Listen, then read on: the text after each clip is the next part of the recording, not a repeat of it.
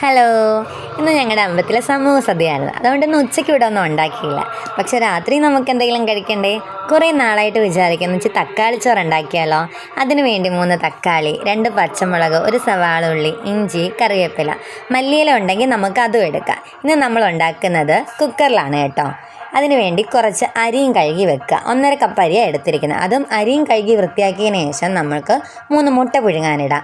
ഇന്ന് ഇതിൻ്റെ കൂടെ എഗ് പെപ്പർ ഫ്രൈയാണ് ഉണ്ടാക്കുന്നത്. അങ്ങനെ നമ്മൾ മുട്ടയും പുഴുങ്ങാനിട്ടതിന് ശേഷം മുട്ട തിളയ്ക്കുന്ന സമയം കൊണ്ട് നമുക്ക് എന്തോ ചെയ്യാം, കുക്കറിലേക്ക് അരി വേവിക്കാം. അതിന് വേണ്ടി കുറച്ച് എണ്ണ ഒഴിച്ച് വയനയില, കറുവപ്പട്ട, ഗ്രാമ്പൂ, ഏലയ്ക്ക, കുരുമുളക് വേണമെങ്കിൽ കുരുമുളകും ഇതെല്ലാം കൂടി ഇട്ട് നന്നായി മിക്സ് ചെയ്യുക. അതിനുശേഷം നമ്മൾ അരിഞ്ഞു വെച്ചിരിക്കുന്ന സവാള, പച്ചമുളക്, ഇഞ്ചി, കറിവേപ്പില ഇതെല്ലാം കൂടി ഇട്ട് നന്നായി മിക്സ് ചെയ്ത് ഉപ്പ് ഒഴിച്ച് വേവിക്കുക. ഇതൊന്ന് വെന്ത് വരുമ്പോഴത്തേക്ക് നമുക്ക് ഇതിനകത്ത് തക്കാളി ആഡ് ചെയ്യാം. നമ്മൾ അരിഞ്ഞു വെച്ചിരിക്കുന്ന തക്കാളി ഇതിനകത്ത് ആഡ് ചെയ്ത് നന്നായിട്ട് മിക്സ് ചെയ്ത് വെക്കുക. ഇത് നന്നായിട്ട് വേവണം. ഫ്ലെയിം കുറച്ച് വെക്കാൻ മറക്കരുത്, അല്ലെങ്കിൽ അടുക്കി പിടിക്കും. വെളുത്തുള്ളി ഇടുന്നതുകൊണ്ട് ഇഞ്ചി ഇടുന്നതുകൊണ്ടും ചിലപ്പോൾ അടുക്കി പിടിക്കാൻ ചാൻസ് ഉണ്ട്. അതുകൊണ്ട് നന്നായിട്ട് ഇളക്കി കൊടുക്കുക. ഇളക്കി കൊടുത്ത് ഒന്ന് ഇതായി വരുമ്പോഴത്തേക്ക് നല്ല വെളിച്ചെണ്ണയൊക്കെ ഇങ്ങനെ പൊങ്ങി വരും. ആ പൊങ്ങി വരുന്ന സമയം കൊണ്ട് കുറച്ച് മുളക് പൊടി ആഡ് ചെയ്യാം. എരി കൂടുതലുള്ളവർക്ക് തോനെ മുളക് പൊടി ആഡ് ചെയ്താലും കുഴപ്പമില്ല. ഇവിടെ കുഞ്ഞുങ്ങളൊക്കെ ഉണ്ടായതുകൊണ്ട് നമ്മൾ കുറച്ച് മുളക് പൊടി ആഡ് ചെയ്ത് നന്നായിട്ട് ഈ പച്ചമണം മാറുന്നവരെ ഇളക്കി കൊടുക്കുക.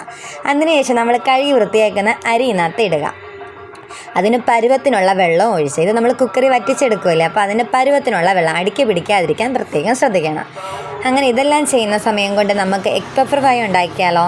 അതിന് വേണ്ടി 1 സവാള, 1 പച്ചമുളക്, പിന്നെ നമ്മുടെ പുഴുങ്ങിയ മുട്ട ഇതെല്ലാം കുഞ്ഞുങ്ങനെ ചെറുതായിട്ട് നന്നായിട്ട് അരിഞ്ഞെടുക്കുക. അതിനുശേഷം ചീനച്ചട്ടിയിൽ കടുക് വറുത്തതിന് ശേഷം ഈ സവാളയും ഈ പച്ചമുളകും എല്ലാം ഒന്ന് റോസ്റ്റ് ചെയ്തതിന് ശേഷം നമ്മുടെ മുട്ടയും പുഴുങ്ങി വെച്ചിരിക്കുന്ന മുട്ട ആഡ് ചെയ്യുക. അത് ഉപ്പെല്ലാം നോക്കിയതിന് ശേഷം കുരുമുളക് പൊടിയും ആഡ് ചെയ്യുക. ഇതെല്ലാം ഒന്ന് ആഡ് ചെയ്ത് ചെറുതായിട്ടൊന്ന് ചൂടായി വരുമ്പോഴത്തേക്ക് നമുക്കിതിന് ഫ്ലെയിം ഓഫ് ചെയ്ത് മാറ്റി വെക്കാം. അപ്പോഴത്തേക്ക് അമ്മ വിളക്കത്തിക്കുന്ന സൗണ്ട് കേട്ടോ, അതും ഒറ്റ ഓട്ട എന്തെങ്കിലും കുരുത്തക്കേട് ചെയ്യാനാവാൻ പോകുന്നത് കേട്ടോ. അങ്ങനെ അതെല്ലാം കഴിഞ്ഞപ്പോഴത്തേക്ക് നമ്മുടെ റൈസ് വെന്ത് കേട്ടോ, നല്ല മണം വരുന്നുണ്ട്. നമുക്കൊന്ന് ഇളക്കി നോക്കാം അടുക്കി പിടിച്ചിട്ടുണ്ടോ എന്നൊക്കെ അറിയണമല്ലോ. പക്ഷെ ഒരു കുഴപ്പമില്ല. ആ ടൈം കൊണ്ട് ആദ്യം പപ്പടം ഇഷ്ടമാണ് കേട്ടോ, എനിക്കും ഇഷ്ടമാണ്. ഞങ്ങളങ്ങനെ 2 പപ്പടവും വറുത്ത് ഇവിടെ ഇരുന്ന് അച്ചാറും ആയിട്ട് ഞങ്ങൾ റൈസ് അങ്ങ് കഴിച്ചു. നല്ല ടേസ്റ്റ് ഉണ്ട് കേട്ടോ.